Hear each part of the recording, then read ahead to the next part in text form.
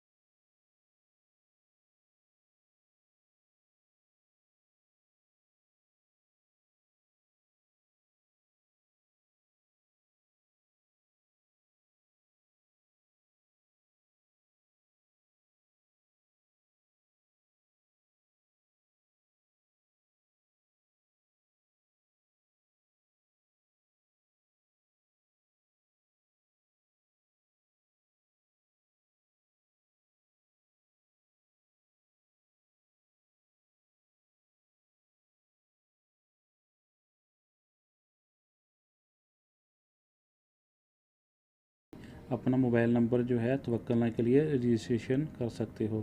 तो फ्रेंड, इसके लिए आपको पासवर्ड जो है वो कम से कम 8 करैक्टर यानी 8 डिजिट का होना चाहिए, और इसमें इंग्लिश का एक बड़ा हरफ और छोटा हरफ और साथ में डिजिट भी होना चाहिए।